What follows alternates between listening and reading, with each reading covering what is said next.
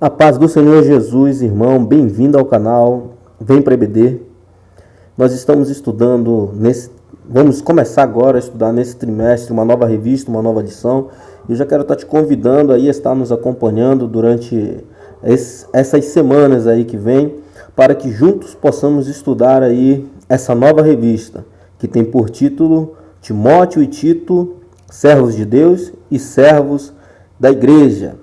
Essa é a lição de número 1, servos de Jesus e servos da igreja. Nós estamos estudando a revista da CADB, da Escola Bíblica Dominical. Eu sou o professor Diego Ataíde, sou professor da Escola Bíblica Dominical. Quero estar agradecendo aí aos irmãos que prontamente, aí de bom grado, atenderam o nosso chamado, o nosso convite, se inscreverem em nosso canal.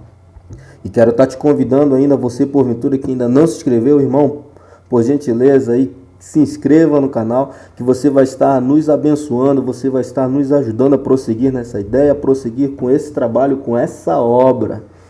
Tá bom, irmãos? Então, vamos à aula. A primeira lição desse trimestre. A leitura bíblica em classe encontra-se em Timóteo 3, 14 ao 16. Nós vamos estar pulando aqui junto com o texto áureo e a verdade prática, para que o vídeo não fique tão grande, mas é de suma importância que você esteja lendo aí na sua igreja, na sua classe, no seu pequeno grupo, onde você esteja estudando esta lição. Então, as cartas pastorais. As cartas pastorais, elas foram escritas por Paulo, destinadas a dois jovens obreiros, Timóteo e Tito. Ao longo dos séculos, até os dias atuais, servem de fundamentos, veja bem, de fundamentos bíblicos e autênticos manuais eclesiásticos para o quê? Para a edificação das igrejas cristãs, formadas por seus membros e seus pastores, autênticos servos de Jesus e da igreja. Tópico 1. As cartas pastorais. Então, por que se chamam cartas pastorais, irmãos? Simples, a resposta está logo aqui. Por terem sido destinadas a jovens pastores, Timóteo e Tito. E também porque tratam de assuntos relacionados com o ministério pastoral e a boa ordem da igreja. Então, essa é a razão pela qual nós as chamamos de cartas pastorais. Então, propósito e contexto dessas cartas. As três cartas pastorais têm o propósito de orientar as igrejas e seus pastores em diversas áreas, como a firmeza na fé cristã, os perigos e as falsas doutrinas e as organização. A primeira epístola, irmão, a Timóteo e a Tito foram escritas por volta de 64 depois de Cristo, entre a primeira e a segunda prisão de Paulo. A segunda epístola foi escrita em torno de 67 depois de Cristo, quando o apóstolo estava na prisão, bem próximo à sua morte.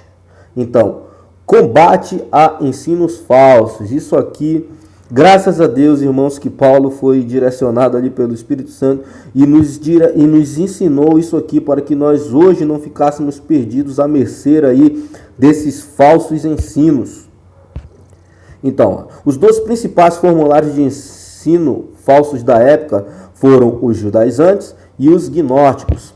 Então, os judaizantes deturpavam os ensinos de Cristo, dizendo que o cristão deveria guardar o quê? O sábado e circuncidar-se de modo literal. Então, eram aqueles que por ora diziam ser cristãos, mas que não largaram a velha prática judaica, aquele velho costume do judeu de estar se circuncidando, de estar vivenciando as leis de Moisés. Cabe nos lembrar que se um homem ele decide por sua vontade guardar uma lei, ele é obrigado a guardar todas as leis, toda a lei de Moisés. Então não tem como ele guardar apenas uma lei. E outra coisa também interessante, irmãos, Cristo nos ensina que se por um acaso você tenta voltar à lei, você consecutivamente, fatalmente vai estar anulando vai estar dizendo que não crê no sacrifício de Cristo. Então, é um perigo enorme estarmos voltando à prática judaica, ou seja, é um caminho para a morte.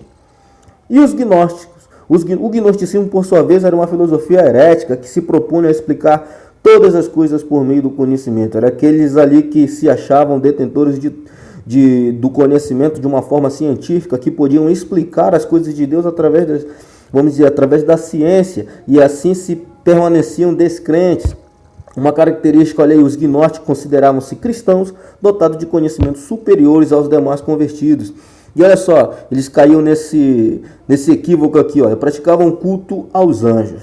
Nós sabemos que anjos são os nossos conservos, são servos do Deus Altíssimo e que não devem ser cultuados. Então eles negavam a supremacia de Cristo, negando a sua encarnação, porque eles diziam pois consideravam que o corpo humano é essencialmente mau. Então, se o corpo humano é mau, Cristo nunca poderia ter nascido e vivido como um homem, logo porque assim não seria mais santo, não seria mais Deus. Então negavam essa parte. Então vemos o quanto eles estavam errados.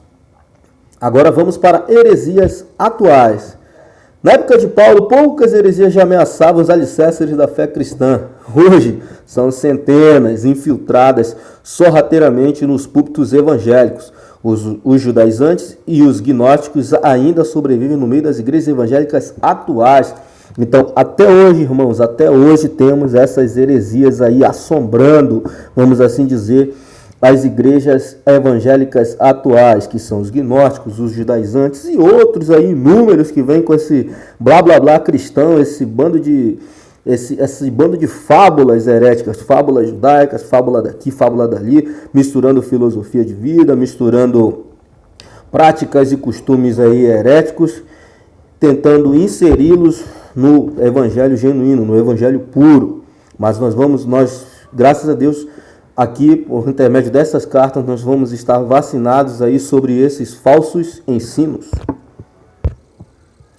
Olha aí, interessante. Observe o restauracionismo judaizante.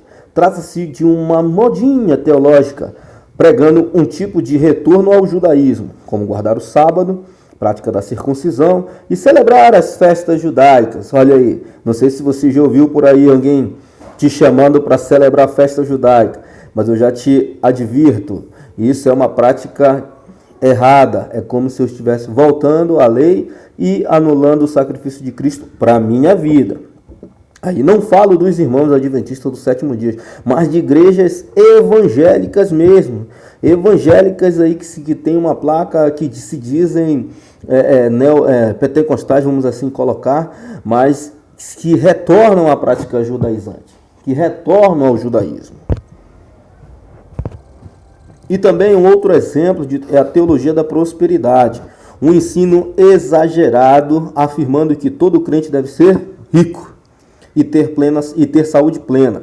Caso não seja assim, é porque ele está em pecado ou não tem fé. Isso daqui foi muito difundido aí na igreja brasileira, que é justamente aquela parte do que todo servo fiel, vamos assim dizer, que eles colocam como fiel, que é há também um equívoco aqui. Todo servo fiel tem que ser rico, mas o fiel deles é todo servo que por uma prática ainda da lei, ele coloca ali seus 10% como forma de dízimo e como forma de obrigação, como forma de jugo, ele acaba dando a alguém, e aí com esse ato ali ele tem que ficar rico, porque ele tem que provar Deus, ele tem que colocar Deus no canto da parede. Mas nós aprendemos que Cristo não é assim. Nós contribuímos aí, nós dividimos o que temos, porque Cristo já nos abençoou. Então, se Cristo nos abençoou, nós podemos estar contribuindo, nós podemos estar dividindo o que temos com nossos irmãos. Porque se não fosse assim, se Cristo não tivesse nos abençoado, nós não teríamos a graça de poder dividir também. E ter saúde plena. Cabe nos lembrar que nós estamos aqui de passagem, o nosso corpo é perecível, e por isso nós vamos, infelizmente, encontrar com as agruras aí das doenças da vida. Mas isso não nos faz pecadores, e sim não esclarece que vivamos em prática de pecado. Não, pelo contrário, nós pecamos em Adão, então por isso nós morremos, por isso nós adoecemos. Mas nós temos fé que Cristo levou sobre si as nossas enfermidades, então nele está a cura. Então é aquela briga do corpo querendo morrer e a nossa alma, o nosso espírito aí vivo em busca de Cristo. Então, caso não seja assim, é porque está em pecado, como a gente já falou, pecado, ou não tem fé. Isso aqui é uma tremenda mentira contada, um conto, uma fábula, história da carochinha. Isso aqui não é evangelho. Servos de Jesus, segundo bloco. O apóstolo Paulo. Outrora perseguidor, veja bem, perseguidor da igreja, Paulo tornou-se humilde servo de Jesus e um grande apóstolo e pastor. Paulo era homem que falava várias línguas e de educação refinada. Ele foi chamado por Deus e enviado a cumprir uma grande comissão em prol da igreja do Senhor Jesus. No exercício de seu ministério, se preocupou não apenas em ganhar almas para Cristo e fundar as igrejas, mas também de cuidar das igrejas que ele fundou nas viagens missionárias e ensinando os crentes e preparando obreiros. Irmãos, isso aqui é uma característica fundamental de quem ama o reino de Deus. Não adianta só você ganhar almas, sair por aí pregando e as pessoas se convertendo, glória a Deus por isso.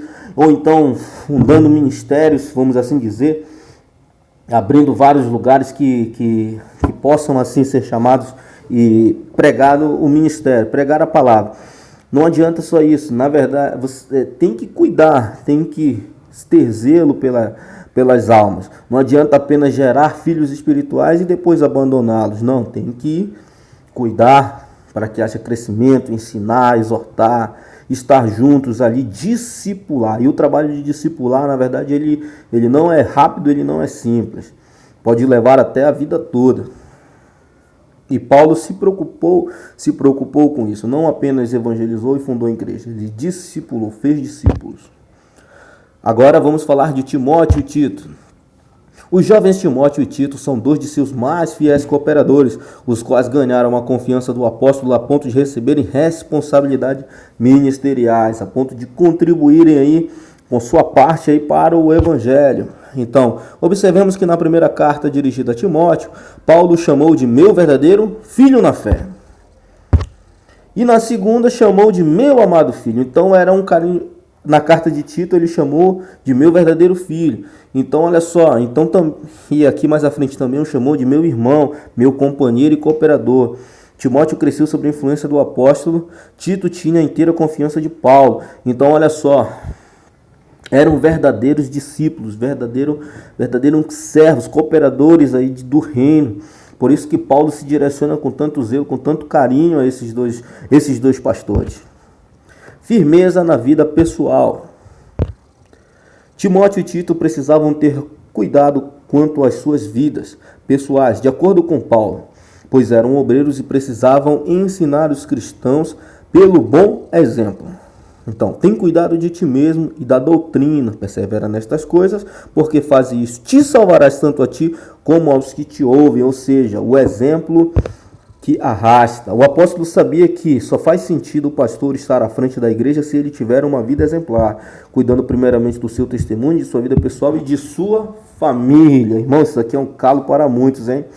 Porque dizem que são de Deus e não dão testemunho disso, dizem que são de Cristo e na verdade não têm vida com Cristo, não cuidam do seu testemunho pessoal e não cuidam da sua vida, não cuidam da sua família. Então, se é dessa forma, com certeza não são de Cristo. E bloco 3, aqui por último, servos da igreja. As mensagens dessas cartas vão além de instruções a jovens obreiros, instrui a todos os que fazem parte da igreja a serem simplesmente servos de Jesus e servos da igreja. Então todos foram escritos a Timóteo, a Tito, mas serve para mim, serve para você, serve para a igreja de hoje. Na verdade, nos abrange em seu todo o conteúdo. Interação com todos. Paulo orienta sobre o relacionamento pastoral com as ovelhas e destas entre si. Os líderes precisam orientar os crentes quanto à forma de adoração, ao relacionamento humano, ao trato com as mulheres, viúvas, idosos, adultos e jovens, no relacionamento social, entre patrões, empregados, cristãos ou não, como bem constam no seu conteúdo de 1 Timóteo e Tito. Então, olha só, você que é líder, ou os líderes devem ter isso em mente, que eles precisam orientar os crentes, eles precisam orientar os seus liderados quanto ao todo o seu modo de viver. Então, é claro que quem restaura, quem muda é o Senhor Jesus Cristo. Mas você, como líder, sempre está pregando justamente essa doutrina aí das cartas pastorais. Porque com certeza, quem tem um novo nascimento já vai produzir isso aqui naturalmente, sem precisar forçar. Mas ainda assim é necessário que seja ensinado isso daí aos cristãos, aos crentes, aos seus liderados. Presença amorosa. As cartas pastorais escritas por Paulo e enviadas aos pastores Timóteo e Tito e à igreja de Éfeso e de Creta, respectivamente, são verdadeiros manuais de administração eclesiástica. Então, se está na dúvida como você deve proceder, leia as cartas que você vai encontrar essas respostas. Elas contêm doutrina, ensino e exortação, mas também possuem diretrizes gerais sobre a liderança, designação e qualificação e responsabilidade de quem? Dos obreiros. Não é só para o liderado, não, é para os obreiros, para os líderes. Aí alcança todos. Então, no relacionamento com Deus, relação interpessoal interpessoais na igreja, são riquíssimas nas fontes de ensino para a edificação e organização das igrejas locais no tempo presente, ou seja, no tempo de hoje. Então, servos como Jesus, o subitem 3. Olha, as cartas pastorais foram escritas para influenciar ministros e irmãos e como viver e servir. Timóteo e Tito estavam dispostos a servir. É digno de nota que serviram o Evangelho e nos deixaram o exemplo. Há líderes que se sentem donos da igreja e acima de seus colaboradores, e em vez de serem servos de Cristo, passam a servirem a igreja. São déspotas que governam o povo com desmensurado rigor. Há também cristãos que levam seus pastores a gemer no ministério. Olha só, irmãos, isso aqui é triste. Esse anúncio aqui à nossa esquerda, ele é real. Ele foi tirado de um classificado em determinado tempo. Real. E o que temos a dizer? Que a Igreja de Cristo pede socorro.